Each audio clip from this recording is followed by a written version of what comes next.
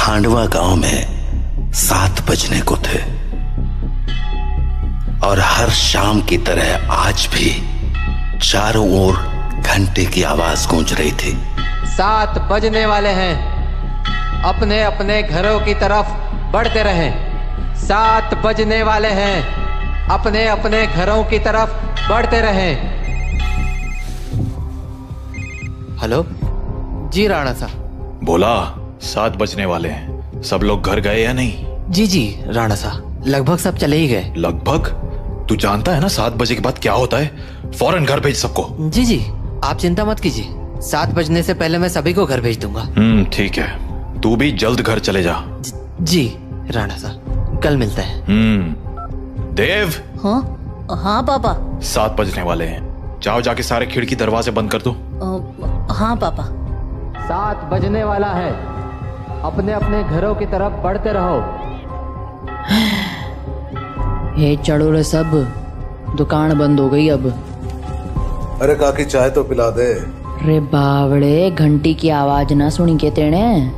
7 बजन को है, जल्दी से घर निकल वरना। अरे बुढ़िया तू बहुत सोचती है, ये सब बस फालतू की बातें हैं, इतना दिमाग मत लगाया कर। बब्बन बेटे, थारे से बहस करने का समय ना है हमारे पास।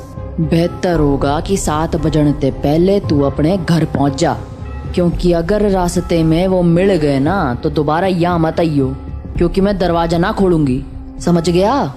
जा यहाँ से अब। हाँ जाता हूँ जाता हूँ। हाँ बोलो राणा सा। काकी सब लोग घर चले गए ना? हाँ सब चले गए। ठीक है, आप भी याद से खिड़की दरवाजे बंद कर लेना। रोज फोन करके यही बोले है तू। अरे 7 महीनों से गांव में कुछ ना हुआ तो अब क्यों जावेगा? 7 महीने पहले जो हुआ था वो दोबारा भी हो सकता है, इसलिए सावधानी जरूरी है। पापा। हाँ? सारे खिड़की दरवाजे लगा दिए। और पर्दे लगाए? पर्दे क्यों, खिड़कियां लगा तो दी हैं, और वैसे भी वो लोग तो तभी अंदर आ सकते हैं ना जब उन्हें अंदर बुलाया जाए, तो फिर। देव, होश में हो? ये क्या बोल रहे हो? अरे हम पर्दे उनसे छिपने के लिए थोड़ी लगाते हैं, बल्कि इसलिए लगाते हैं ताकि हम उन्हें ना देख सके, उनसे बात ना कर सके और उनके बहकावे में ना आ सके।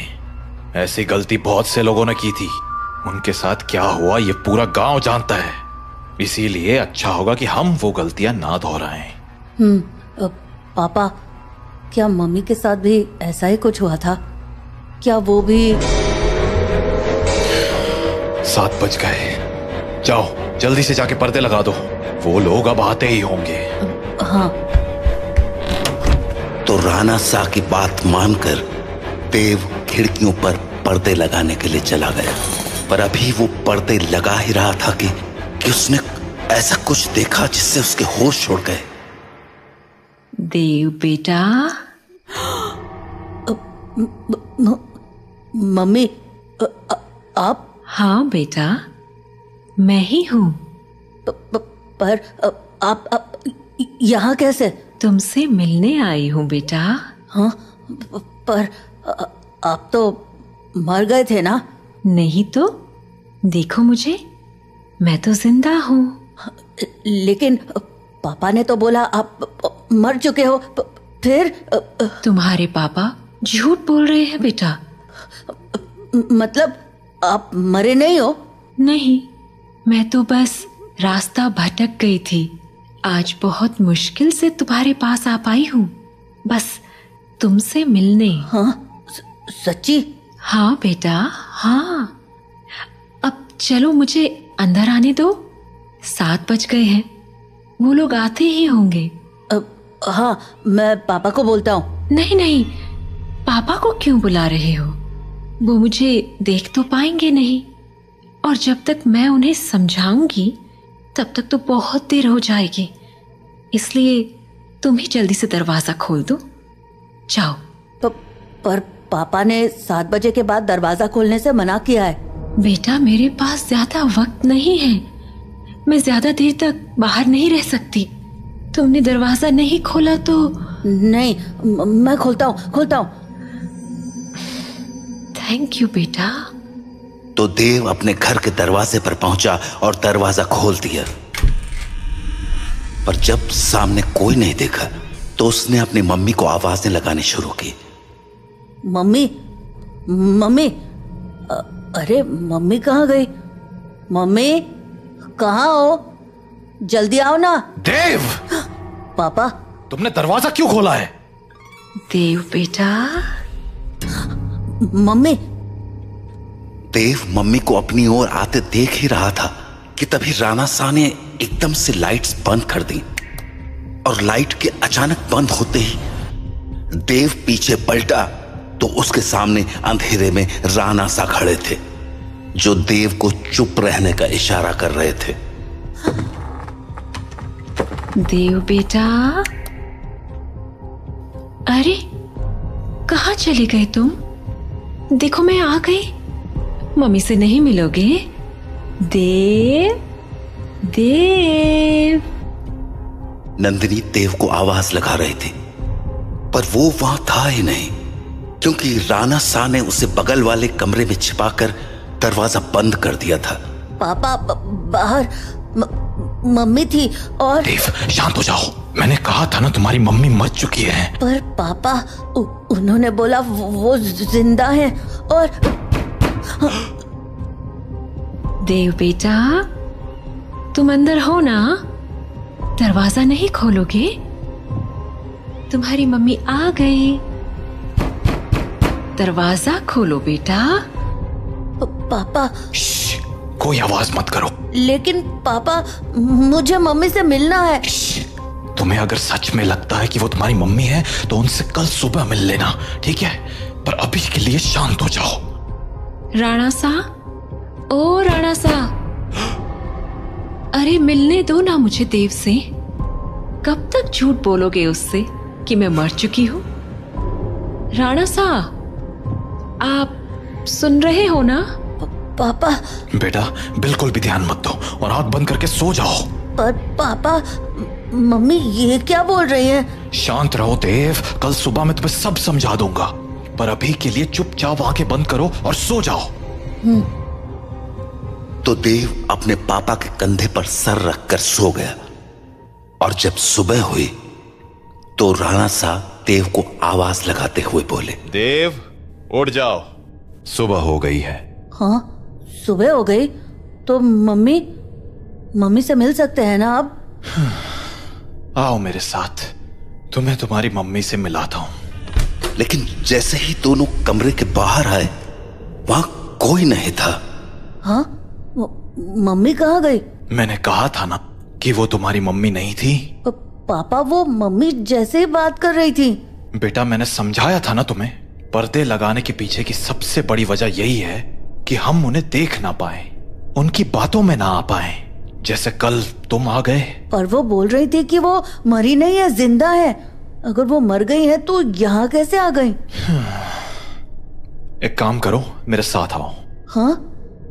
कहाँ पापा? बस चलो मेरे साथ, तुम्हें कुछ दिखाना है। तो उसके बाद वो दोनों गांव के लगभग बाहर चले आए और वहां पहुंचते ही देव बोला, पापा हम लोग यहाँ क्यों चले आए? बताता हूं, पर पहले आसपास देखकर ये बताओ कि यहाँ क्या दिख रहा है तुम्हें? यहाँ तो कुछ भी नहीं है। आसपास बहुत सारे पेड़ हैं, सामने गांव से बाहर जाने का रास्ता है और पास में बब्बन भैया का घर है। तुम्हें कहीं पर कोई बस दिख रही है क्या? हाँ, वो उस तरफ एक पुरानी सी बस है। क्यों? बेटा ये वही जगह है जहां तुम्हारी मम्मी की मौत हुई थी। हाँ, उस दिन हमें शहर से लौटने में देरी हो गई थी और गांव पहुंचते पहुंचते सुबह के 4 बज गए। सूरज निकलने में थोड़ा वक्त था तो गांव के सभी घरों की खिड़की दरवाजे बंद ही थे, इसीलिए सुबह होने तक हमारे पास झाड़ियों में छिपे रहने के अलावा कोई चारा नहीं था। हम लोग एक झाड़ के पीछे छिपे ही थे कि मैंने तुम्हारी मम्मी की एक आवाज सुनी। नंदिनी, क्या हुआ? राणा साहब, उन्होंने हमें देख लिया है, हमें कहीं और जाना पड़ेगा। हाँ, पर कहाँ? आसपास कोई घर है? घर तो है, पर मुझे नहीं लगता कि अभी कोई दरवाजा खोलेगा। तो अब क्या करें? वहाँ एक पुरानी सी बस है, हम उसमें जाकर छिप सकते हैं। हाँ ठीक है, चलो तो हम दोनों फटाफट उस बस के पास पहुंच गए। पर फिर क्या हुआ? मैं तो बस के अंदर चला गया, पर तुम्हारी मम्मी मेरे पीछे नहीं आ पाई, क्योंकि वो बाहर खड़े होकर किसी से बात करने लगी। क्या हुआ बेटा, क्यों रो रहे हो? आंटी, मुझे बहुत डर लग रहा है। मैं बाहर छूट गई हूँ। मेरा घर बहुत दूर है। अरे बेटा रो मत, एक काम करो, मेरे पास आओ, हम लोग इस बस में छिप जाएंगे, फिर वो लोग हमें नहीं ढूंढ पाएंगे। सच में आंटी? कोई नहीं ढूंढ पाएगा? हाँ हाँ पक्का, कोई नहीं ढूंढ पाएगा। आ जाओ। थैंक यू आंटी, पर मैंने तो आपको ढूंढ लिया। हाँ?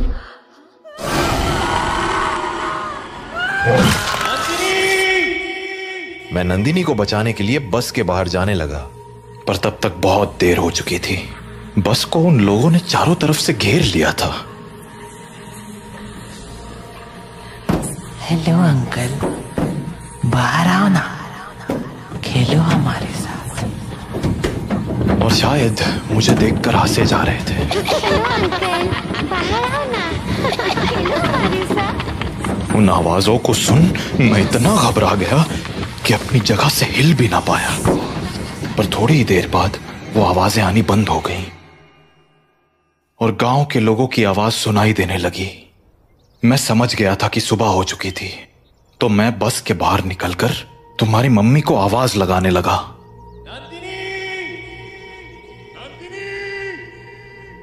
पर वहां अब कोई नहीं था। मैं कई दिनों तक उसके लौटने का इंतजार करता रहा, पर वो नहीं लौटी। फिर जब गांव वालों ने मुझे बताया कि रात 7 बजे के बाद उन बाशिंदों के साथ नंदिनी भी शिकार पर आती है, तो मुझे इस गांव का एक गहरा राज समझ आया। क्या राज? यही कि जो लोग रात को इस गांव में आते हैं वो इसी गांव के रहने वाले थे, पर उनकी मौत के बाद वो ऐसे बन गए।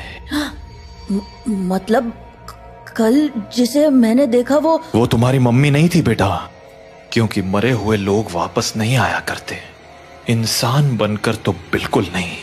अपने पापा से बात करने के बाद देव के मन में बहुत सारी बातें चल रही थी और वो उन्हीं ख्यालों में खोया हुआ काकी की दुकान में बैठा हुआ था कि तभी हर तरफ से घंटे की आवाजें आना शुरू हो गईं। 7 बजने वाला है, अपने अपने घरों की तरफ बढ़ते रहो। चलो चलो, घंटा बज गया, निकलो अपने अपने घरों को। अरे बुढ़िया, तू फिर शुरू हो गई। बोला था ना ये सब फालतू की बातें। अरे बावड़े, दिमाग फिर गया है क्या तारा? जानता है ना 7 बजे के बाद बाहर के हुए कच्चा चबा जावेंगे वो बाशिंदे। अच्छा, और तुझे कैसे पता कि वो कच्चा चबा जावेंगे? क्योंकि आज तक जो भी रात को बाहर रुका है वो मारा ही गया है। अच्छा, फिर थारा राणा सा कैसे बच गया? हाँ, वो भी तो फंसा था ना रात को अपनी लुगाई के साथ। मैंने बोला ना, थारी फालतू बातें सुनने के लिए हमारे पास टेम ना है। जा निकल अब यहाँ से। हाँ जाता हूँ। इतना कहकर बब्बन वहां से चला गया, पर बब्बन की बात ने देव का ध्यान जरूर खींच लिया था। तो वो भी अब ये सोचने लगा था कि उस रात उसकी मम्मी तो मर गई, पर पापा कैसे बच गए। वो ये सब बातें सोच ही रहा था कि तभी काकी बोली, अरे छोरे, हाँ बात ना सुनी क्या तूने हमारी? बोला ना घर निकल। जी काकी। तो देव हड़बड़ाता हुआ काकी की दुकान से बाहर निकल आया। वो घर के लिए निकलने ही वाला था कि उसके मन में एक और ख्याल आया और वो सीधा बब्बन के पीछे चल पड़ा। बब्बन भैया। क्या हो गया छोरे, कहाँ भागा चला रहा है? वो मुझे ना आपसे एक बात पूछनी है। पूछ। वो अरे जल्दी बोल, पता है ना 7 बजने को है। तू घर नहीं पहुंचा तो तारा बाप सर पीट लेगा। वो आप वहाँ काकी को बोल रहे थे ना कि एक रात मेरे पापा और मम्मी बाहर रह गए थे और मम्मी को तो उन लोगों ने मार दिया था, पर पापा किसी तरह बच गए। तुम्हारे पास मारी ही बात दोहराने आया है के? जल्दी पूछना के पूछने है तने। नहीं, मैं ये बोल रहा था कि आपका भी घर उसी टूटी फूटी बस के पास है ना? हाँ तो आपने कुछ देखा था क्या? कमाल है, बाप अंधा कानून और बेटा सरलॉक। हाँ, देखा था, सब देखा था।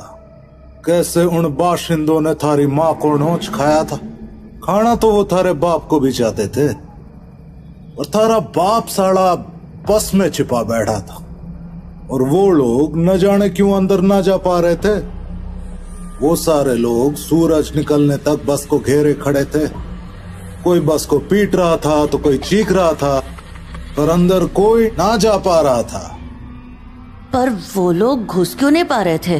क्योंकि 7 बज गए, बातचीत का टाइम खत्म। अब चल हमारे साथ। नहीं, मैं घर जाता हूँ। रे बावले, अब घर जाने का मौका खत्म हो गया।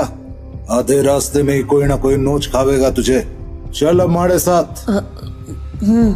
तो बब्बन देव को लेकर अपने घर चला गया। वहीं राणा सा अपने घर में परेशान हुए जा रहे थे। ये देव कहाँ रह गया? अब तक घर क्यों नहीं आया? काकी को पूछता हूँ। हेलो काकी। हाँ राणा सा, मारे को लग ही रहा था कि थारा फोन आवेगा। सब लोग जा चुके हैं और दरवाजे खिड़कियां भी लगा ली हैं मैंने, इसलिए चिंता मत। काकी, देव है क्या वहाँ? हाँ देव, वो तो कब का निकल गया यहाँ से। देव घर नहीं लौटा है क्या?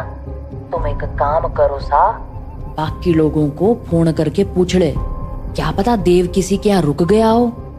ठीक है। जहाँ राणा सा देव को हर जगह ढूंढे जा रहे थे, वहीं देव बब्बन के साथ उसके घर चला आया था। तो अभी वो दोनों साथ में बैठे ही थे कि देव को बाहर से एक जानी पहचानी आवाज सुनाई पड़ी। बब्बन, ओ बब्बन, देख मैं आ गई।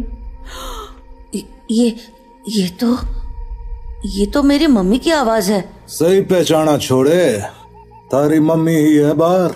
अब एक काम कर, यहीं रुक और यहाँ से तमाशा देख। तो बब्बन खिड़की के पास गया और पर्दे हटा दिए। हाँ छोरी, बुला रही थी ना मने, ले देख मैं आ गया। कितना इंतजार कराता है तू। इंतजार? अरे अभी तो आई तू। मैं तो रोज ही आती हूँ, तू मुझसे कभी मिलता ही नहीं।